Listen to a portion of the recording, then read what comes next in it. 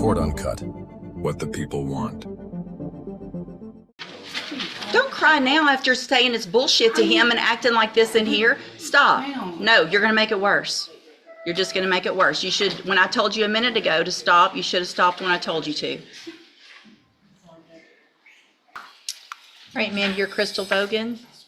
And Ms. Vogan, when you were here yesterday for sentencing in cause number 25 DCCR 0026, just so the record's clear, I rejected that agreement based on your criminal history. The fact that it was a deferred probation, I feel like with your criminal history, it is at this point, if you're going to accept responsibility, time for a conviction.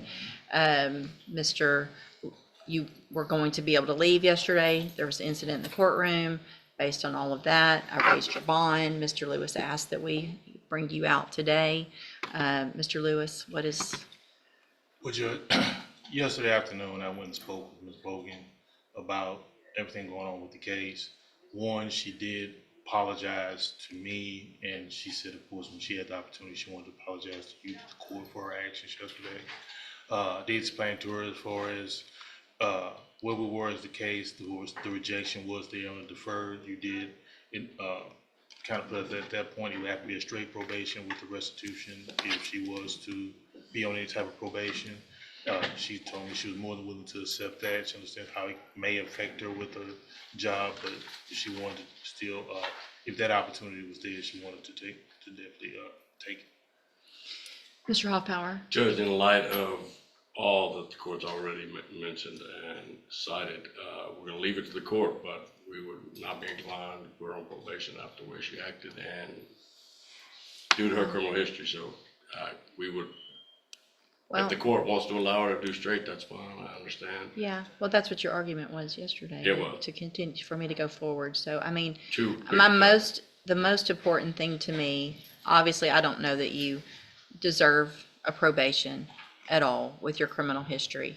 But as I said yesterday and today, it is time for you to have some responsibility and some consequences for continuing to commit felony offenses.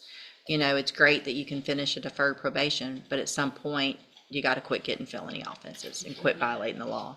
And so I don't think that's fair at all.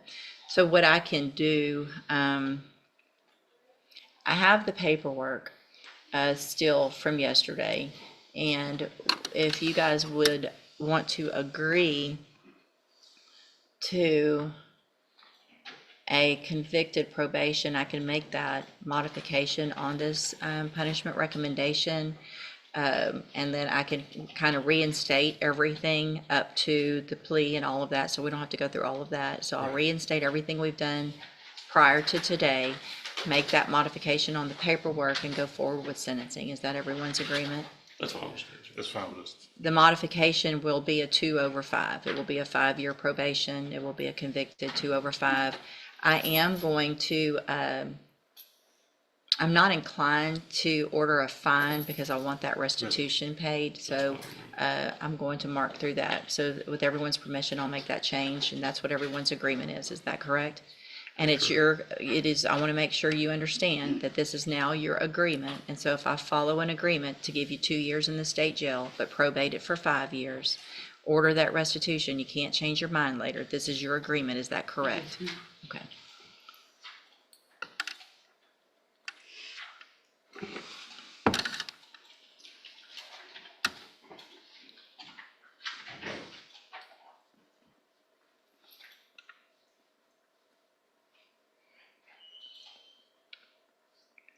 All right, then what I'm going to do, let's see, restitution. And the restitution will be that 10,000. And that's everyone's agreement as well, correct? Yes, correct.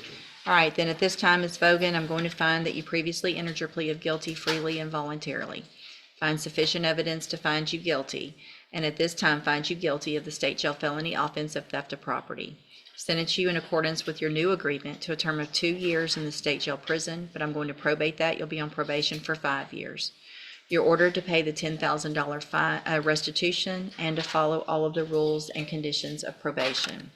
If you do this, this is still a good opportunity because you will be able to serve that 2-year sentence while you're out on probation instead of in the state jail prison. The other side of that, though, is if you violate any condition of probation at all, you will be brought back into court and you will be facing that 2-year sentence that I just gave you. Do you understand?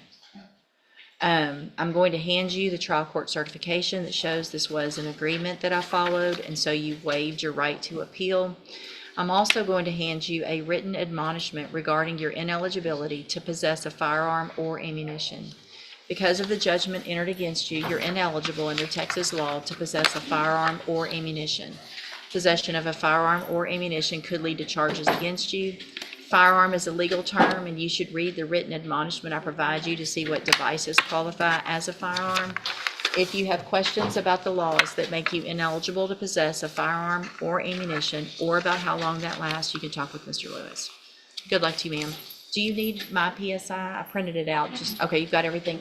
I'm sorry, I just printed my PSI, but y'all can throw that away. Orders, but I have them. You have them? Okay. Judge, if it's okay with the court, Ms. Bowman, I did want to apologize to you. Yes, ma'am. I'm very, very sorry. I was going through a lot, which I understand is not an excuse. And I do want to apologize for my actions and behavior.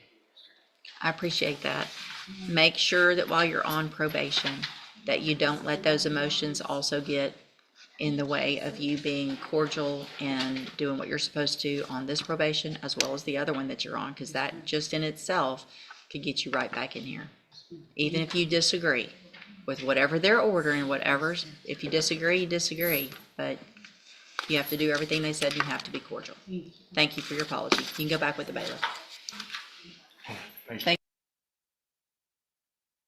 You can now become a member of Court Uncut, where you get early access to videos, exclusive member-only content, a Court Uncut badge, and more. Thank you for all your support. Thanks for watching. Make sure to hit that like and subscribe button for more crazy court hearings like this one.